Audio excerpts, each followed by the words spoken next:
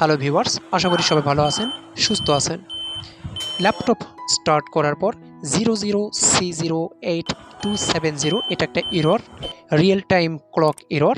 Check date and time settings, press F1 to continue or press F2 printer setup. এবং একই সাথে beep sound হয়। এই এররটি যদি আসে তাহলে কিভাবে সমাধান করতে হয় সেটা এখন দেখাবো। এই অবস্থায় রান করতে চাইলে F1 এবং সেটআপ করতে চাইলে F2 তে প্রেস করব।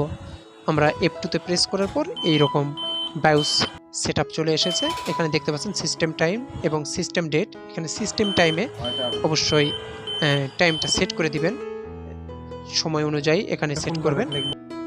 প্রথমে টাইমটা সেটআপ করব, টাইম দেখে এখানে টাইমটা সেট করে দিবেন, তারপর ডেট সেট করে দিবেন। এখানে 12/4/2020 ডেট এবং টাইম সেট করা শেষ।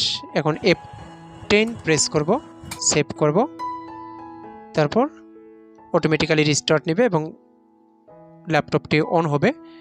পরবর্তীতে এই সমস্যা হবে না, যদি হয় তাহলে অবশ্যই বায়োস ব্যাটারি চেঞ্জ করবেন মাদারবোর্ডের, ঠিক হয়ে যাবে।